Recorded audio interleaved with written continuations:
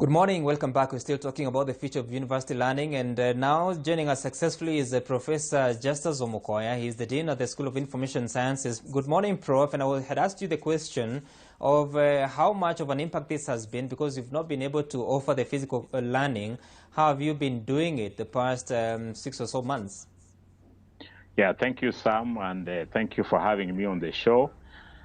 First of all, I think I would like to point out that COVID-19 pandemic, has affected all sectors and in all countries around the world, and the education sector has not been an exception. And I think the effects on the educational, on learning in universities, is something that is going to be remembered for a very long time. Right. Essentially, the universities have had to begin to do things differently. One is that e-learning and online learning, which had been very slow to take effect in Kenya, has now happened very quickly because universities have to ensure that their programs continue. And this is one of the innovations that they have had to undertake to cope with the pandemic. Also, of Right. course, one of the things that has happened in universities is even with the online learning and teaching, it's been a challenge that universities have had to evaluate how to do it. And most universities, I think, started off with postgraduate programs. And one of the things they are finding to be still a challenge is how to deal with the undergraduate programs. I think this is something that universities are, looking at very seriously because, culturally, social distancing is still a problem, even among our communities. And, the Right. concern has been that when you bring back students with the large numbers that we have, how do we cope with this? And therefore, I think proper plans need to be put in place to ensure that the students are not, affected, and the learners do not end up in the same situation, a crisis situation, like the health workers have been experiencing. So I think a lot of planning Right. needs to be done. And I think most university senates are now doing this. Uh, they have appointed committees to, put in place modalities for delivering, programs online. And I think this is something that is moving slowly, but it's going to happen. Right. And Prof, obviously, the Ministry of Education has been making those announcements and postponing the time for reopening, and I'm sure that the the academic fraternity has also been working towards meeting those guidelines. So now, with all this postponement, I'm just wondering what have lecturers been doing since March the 21st until now, especially those that are not able to engage learners, especially for the undergraduate levels. Yeah, thank you very much. I think faculties and schools and the university generally are working with staff. First of all, we had to offer postgraduate teaching, which the case of Moi University, this has been completed. And the only thing that remains is, we're now considering how exams can be conducted.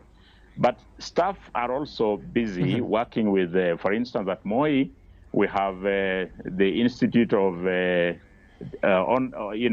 Institute of Open and Distance Learning, which has been working with faculty to convert some of the materials, from hard copy to digital formats. The IODL, for example, at Moi has also been conducting a lot of training, both for faculty as well as students, because this is a new normal. And I think people need to be prepared in terms of how to deliver online courses.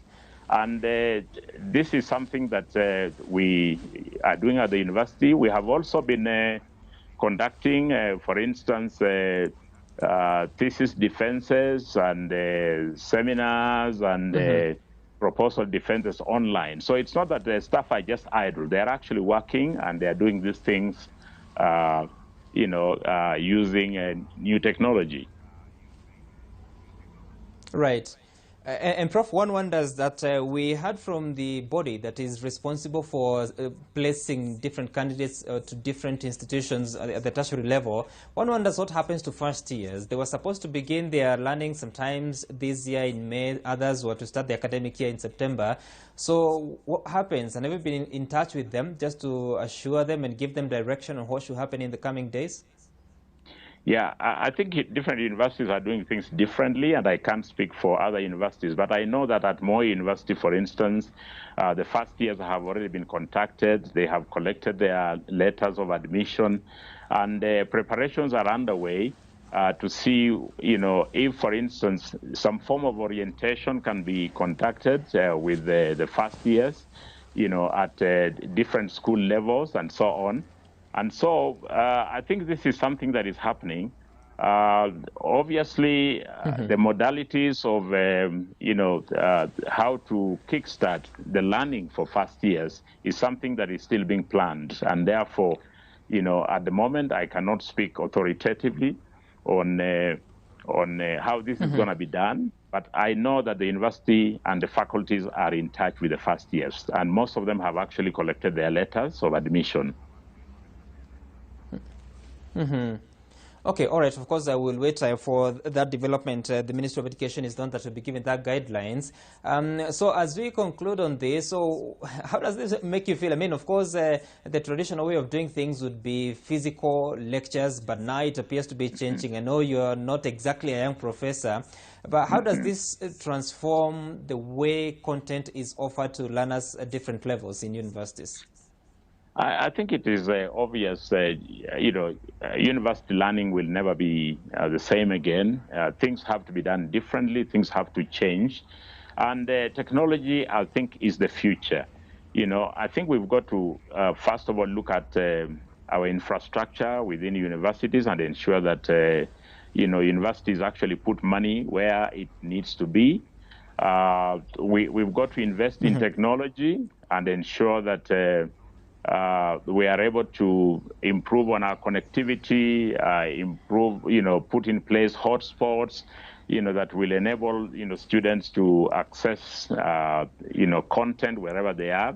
But of course, there are also challenges, for instance, when it comes to, practical courses in laboratories, and for instance, the Faculty of Medicine, they have got what they call COBs, and also the issue of attachments. I think these are going to be a bit of a challenge.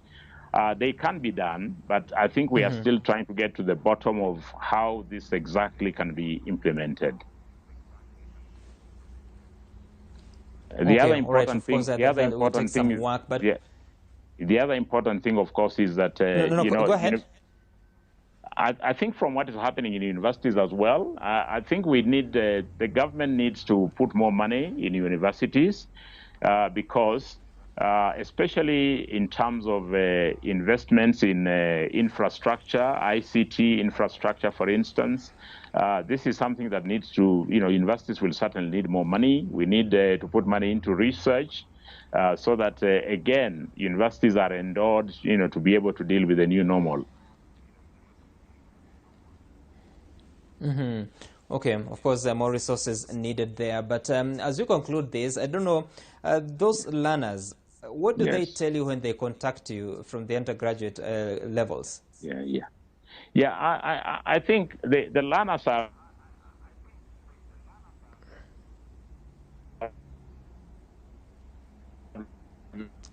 go ahead, Prof, if you can hear me.